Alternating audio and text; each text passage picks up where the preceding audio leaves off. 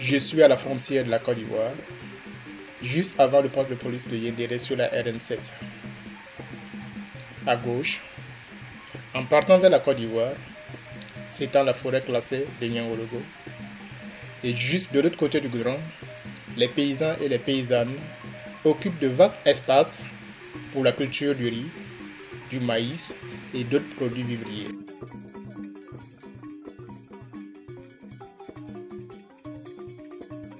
Là, depuis plus d'une décennie, les éléphants et les paysans partagent les mêmes espaces. En 2016, j'ai réalisé une vidéo sur la difficile cohabitation entre les pachydermes et les paysans. À cette époque, le désaccord entre les deux était très profond.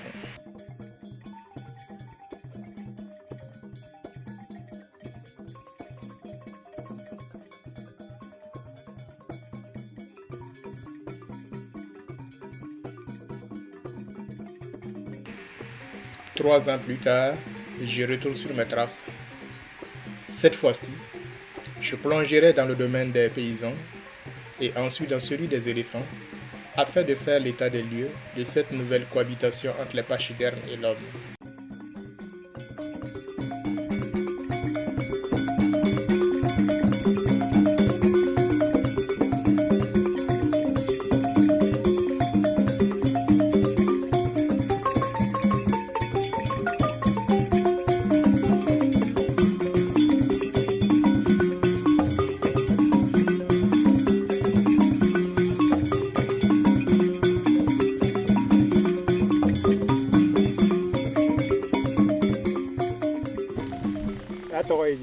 Niwa.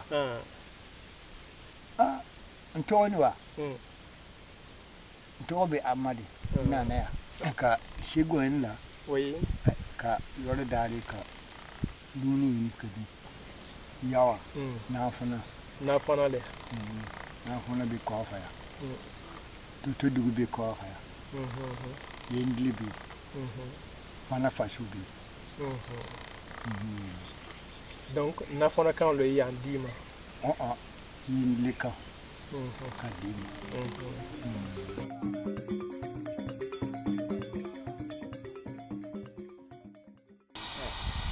Ana na majmari. Ana salle. Sale. Allah na boni le. Ana mo to folo ne o. Ba ana siya ko mo ko. Shikone. Abe kaba ke ebe no kera ebe tika kera. Be bibli kera. Eta kada. Tama ta fi gana le. O bi se yan.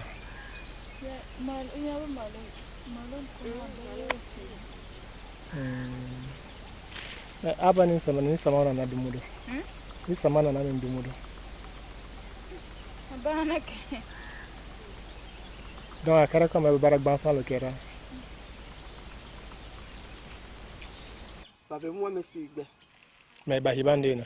Ai bahibe ne fa ma yare. Wudi ai ho agbo no ba na le ni na da do.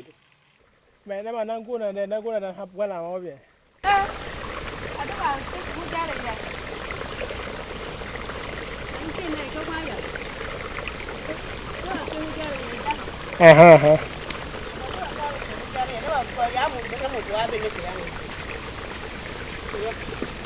Papi gudam, na mi ngabe taur ka. Ti ko sangoto. Bahi. Ba wara bahi here tu. Tere mandu wara ngindu be dal ba sabu wo hane. So nan har ga da ba du wo be hane. So nan har diga. Go na dama. Ya mu gole. Da mu den. Na kere na ko na mai ba tu.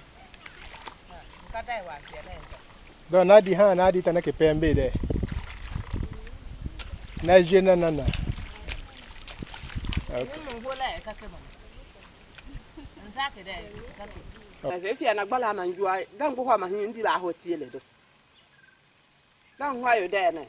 Kuna ngba ho cha ngo de ma hin gu ho ndan je da obia here fa ma agba ma ba bi je wuo ye ndu ahụ aya. Da. Kedu man ko kia yel ma ye. Ka na da ne chin na emele. Wuo ngi isi agba kwa. Ne kado abe kabo dunna. Abe tiga dunna. Abe jeso dunna. Aha. Shani dugo doro abo la katara. Obo tamile da. Ah, abe tafo tukuna ya. Gongora na wa ila hene. Mais n'a que big pour que va ba wono he man na hina ma. Ami da ko he. Ni sake foi di lo ya do go be kira wo na hinda ngongo. Ubi anda yo. Do bi ngongo se ba be je wo ya antara ti na bele lan se be gba ti na antara se je don tu. La. Di chane na ni di fo yin ta ne le cha na nyanka sin so nyanka. Ni handa bende na nyamanti yin kira fo ya kan ne no ta ka di ndo na ni. Ina asire kara na mahin di na gbana gusu pata nya here tout. Super. Sinorate. Amaya dron. Allez la connait. Tu dois vous appeler au pour la mine donc on va même quand que on va pour la mine donc. Laisse nous donc ay tu me banté. Non mais super. Non super. Ni chauffeur. Tu vas te cou.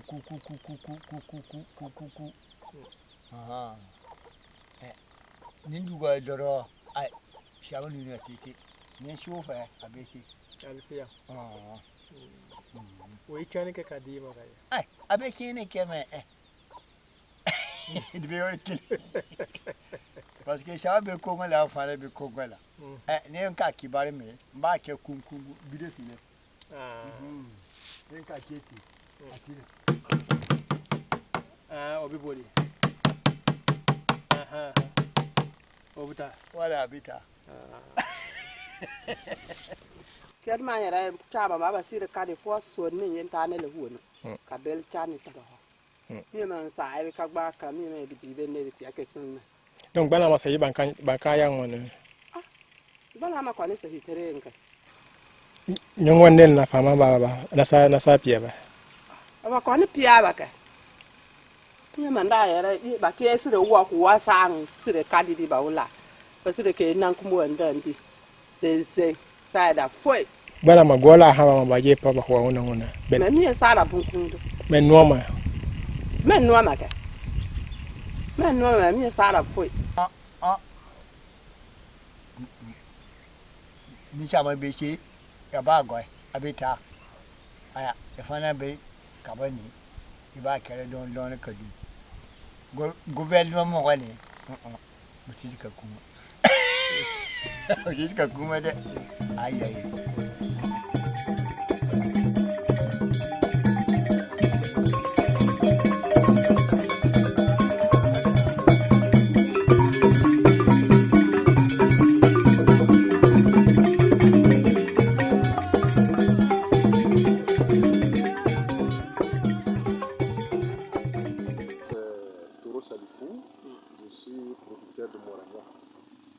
Nous sommes dans une coopérative de producteurs de moringa dénommée la SCOP Yelamasso.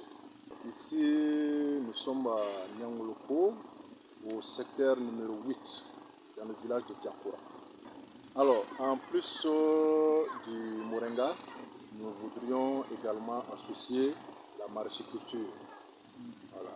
Donc, en ce moment, le moringa est irrigué et également aussi, on peut faire de l'argent aussi avec la maraîchiculture. Comment vous arrivez à produire juste à côté de cette forêt-là? Alors, bon, je crois que nos relations avec les éléphants, c'est quelquefois tendu. Alors, parce que ce que nous produisons, ça les intéresse aussi. Et souvent aussi, on a l'impression que nous sommes sur leur passage. Alors donc, chacun essaie d'éviter l'autre au maximum, voilà, ou bien de barrer la route à l'autre. Parce que vous voyez. Alors, c'est pour dire quoi? Alors, sur ces sites ici, presque chaque année, les éléphants passent. Voilà. Et au bout de 3 ans, nous avons constaté que par là où ils viennent, c'est par le même endroit qu'ils repassent encore. Ça ne va pas? comme il y a un barrage Ah, d'accord, d'accord, de d'accord. l'autre côté là-bas, Ah, ah, ah. généralement ils quittent la forêt pour aller s'abreuver là-bas. Alors maintenant, nous avons essayé de mettre en place un dispositif de dissuasion et des obstacles aussi pour leur permettre de contourner le site. Qu'est-ce que vous avez mis comme dispositif? Alors, nous avons d'abord mis des lampadaires solaires. Alors, par là où généralement ils rentrent par deux points, soit ils viennent par le nord, nous avons mis des lampadaires là-bas, qui font face au nord. Quand les éléphants arrivent en groupe, on voit que, bon, comme ils n'aiment pas trop la lumière, ils essaient de contourner le site. On a mis d'autres lampadaires encore vers le sud, pour faire face au sud. Et quand ils viennent de là-bas aussi, vous voyez qu'à l'approche du site, ils essaient de contourner aussi également le site. Voilà. Il y a d'autres dispositifs encore qu'on veut mettre en place, c'est de faire des petits obstacles. On nous a conseillé aussi des cailloux sauvages. Des cailloux sauvages déposés en 3 rangées à côté de la clôture. Et quand ils s'approchent, ils se rendent compte qu'il y a des obstacles là. Ils essaient de longer l'obstacle là jusqu'à contourner et continuer leur chemin. Je vois le grillage Oui. traditionnel Oui. qui fait la clôture. Est-ce qu'à dire que ce grillage ne peut pas les dissuader? Ou non, le grillage là, ça ne représente rien par rapport aux éléphants. Quand ils viennent, leur passage là, vous avez vu, le grillage là est couché. Nous avons mis il y a des poteaux en cornière en fer, il y a une partie aussi en bois. Mais même là où il y a le fer là, quand un coup de pied seulement là et le grillage est à terre, piétine, c'est comme si de rien n'était. Quand il y a un coup de patte seulement là, Oui, mettre ça à terre. et puis après on essaie de redresser un peu, de pas tout redresser. Ouais. Dans le bon sens. Le grillage, ce qu'on a prévu pour autour de la clôture là, c'est de mettre des moustiquaires. Bon, on nous a dit aussi quand on va mettre des moustiquaires aussi, ça leur permet, quand c'est la nuit, ça présente une couleur grise là, voilà, ça les dissuade un peu. Voilà. C'est ce qu'on nous a dit, quand il n'arrive pas à bien apprécier l'obstacle là, l'éléphant préfère contourner que de foncer. Voilà. Quand on va mettre un moustiquaire là, sur le grillage là, bon, ça va les dissuader, ça va les permettre de contourner aussi. Voilà. Mais comme les moustiquaires au jour d'aujourd'hui là, bon, c'est les moustiquaires imprégnés, donc avec la production biologique, c'est pas trop recommandé. Voilà pourquoi on va amener les cailloux sauvages là pour faire un pourtour. C'est juste la partie par là où généralement ils rentrent là qu'on va mettre les obstacles. Alors pour quelqu'un qui connaît les habitudes des éléphants, est-ce qu'aujourd'hui vous pensez qu'on peut cohabiter avec ces mammifères-là? Oui. Moi je pense que quand on connaît leur habitude, on peut cohabiter pacifiquement. Voilà. Sauf si par moment il y a des débordements. Sinon moi je pense qu'on peut cohabiter pacifiquement. Quand on arrive à les éloigner, à les faire dérouter, changer de route, je pense qu'on peut cohabiter pacifiquement.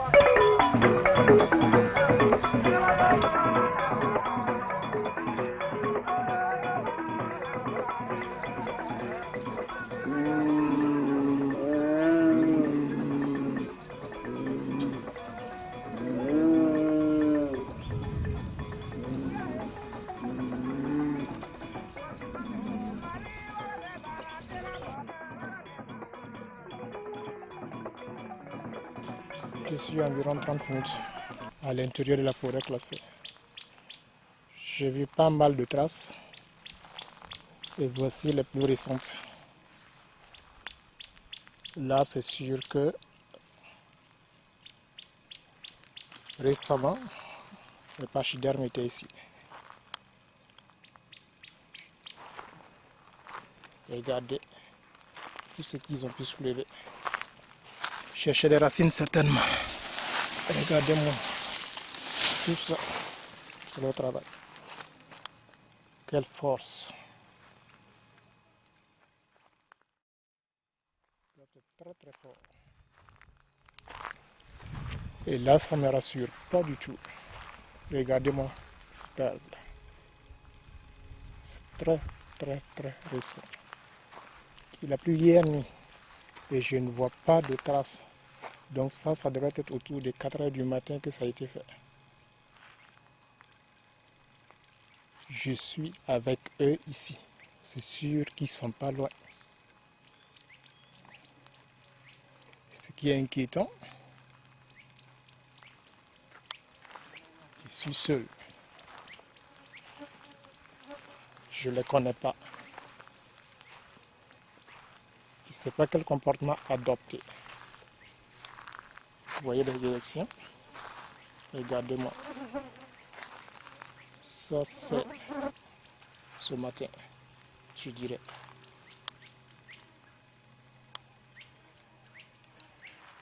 Néanmoins, je vais m'enfoncer encore dans le territoire. La dernière fois, nous étions au mois de janvier.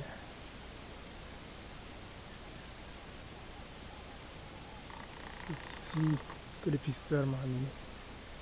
Il m'a dit, à coup sûr, on pouvait trouver des éléphants ici. Et comme vous le voyez, il y a l'action de l'homme. Regardez ce taureau. Il semble être sauvage. Qu'est-ce qu'il fait là? Est-ce qu'il s'est échappé? Est-ce qu'on l'a laissé ici consciencieusement? Je dirais que oui. C'est censé être le domaine des éléphants ici. Mais nous voici là. L'homme est partout.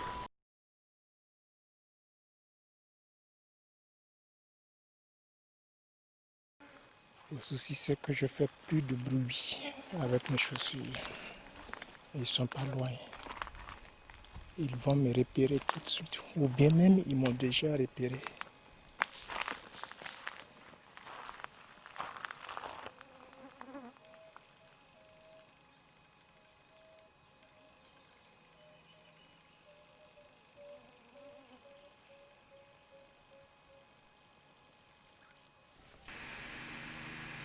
Partout, autour de moi, je vois des traces d'éléphants. Mais le jeu de cache-cache continue des heures durant. Je commence à sentir la fatigue et aussi la peur. Je suis allé trop loin dans l'inconnu.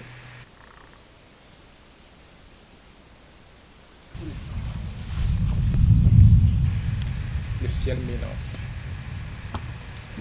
Il va pleuvoir. J'envisage maintes fois le retour.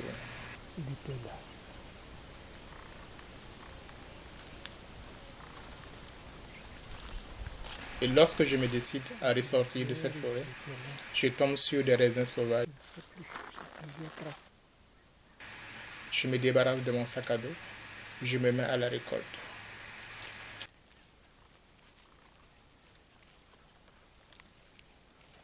C'est précisément à cette période que je perçois des craquements très distinctifs.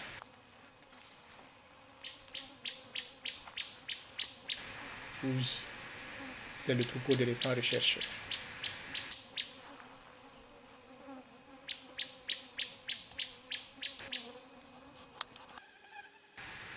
Mais que faire? J'ignore vers où ils se dirigent. S'ils viennent vers moi, je devrais plutôt m'éloigner. Dans le cas contraire, je devrais plutôt courir vite à leur poursuite. Je prends mon courage à deux mains et je reste sur place. Heureusement, les pachydermes s'éloignaient de moi. Alors il fallait courir vite pour les rejoindre. Imprudemment, je me lance à leur poursuite.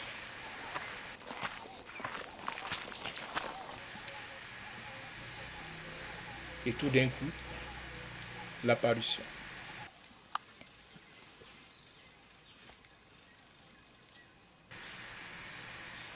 J'aperçois les colosses, majestueux, imperturbables, dans leurs éléments. Tout comme les paysans et les paysannes rencontrés la veille, ils réclamaient les droits de propriété comme pour dire « nous sommes chez nous, aussi, ici ». Mais je n'avais pas le temps de faire cette relation. La préoccupation du moment était de m'assurer si derrière moi, il n'y avait pas d'autres éléphants.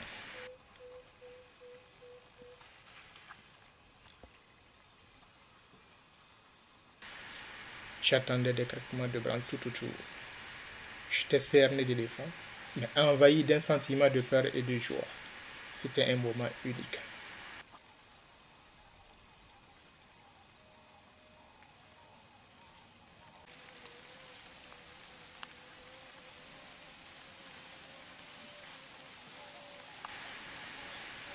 J'ai progressé avec eux pendant 2 heures environ. Tandis qu'ils avalaient d'énormes quantités de feuilles, moi de mon côté je mangeais les raisins sauvages.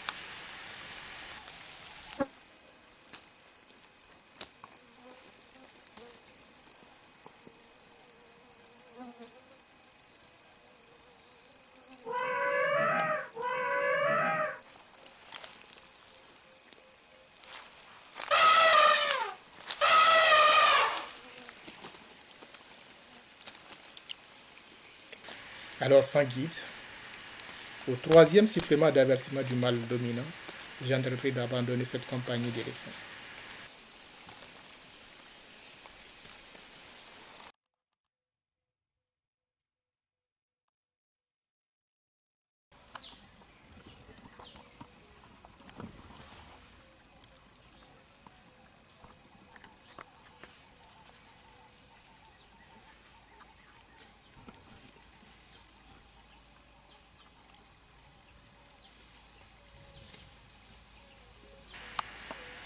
En somme, tout comme les paysans, les éléphants ne demandent qu'à vivre. Ils font aussi avec ce que les hommes décident de leur laisser. Apprenons à accepter les défauts. Car de plus en plus, avec le changement climatique, les guerres et les petits conflits, nous serions beaucoup amenés à quitter nos terres à la recherche du bien-être ailleurs.